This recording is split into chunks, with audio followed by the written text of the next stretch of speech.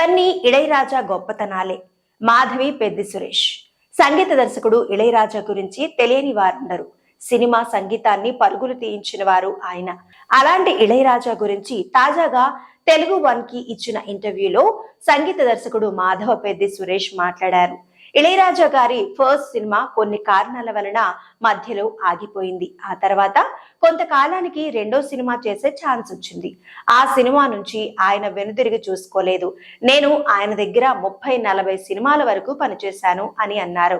నేను పనిచేసిన సంగీత దర్శకులంతా ఒక ఎత్తు, ఇళయరాజా గారు ఒక ఎత్తు. వాయిద్యాల పరంగా ఇతర సంగీత దర్శకులు ఉపయోగించే కాంబినేషన్స్ ను ఆయన వాడేవారు కాదు. ఇళయరాజా గారు వన్ మ్యాన్ షో. చాలా ఫాస్ట్ గా ఆయన కంపోజ్ చేస్తారు. ఉదయం 7 గంటలకు మొదలు పెడితే రాత్రి 9 గంటల్లోగా ఒక సినిమాకి సంబంధించిన సగం వర్క్ బ్యాక్గ్రౌండ్ స్కోర్ తో సహా పూర్తయ్యేది. మిగతా సగాన్ని మరుసటి రోజు చేసేవారు. అందువల్లనే ఆయన 1700 సినిమాల వరకు చేయగలిగారు అని చెప్పారు. వచ్చిన సినిమాను వచ్చినట్టుగానే అప్పటికప్పుడు చేసేవారు. అలా ఆయన చేసిన సినిమాలు కొన్ని వందలు ఉన్నాయి. ఆయన సంగీతం కారణంగా టాప్ హీరోలు అయిన వాళ్ళు చాలా మంది ఉన్నారు.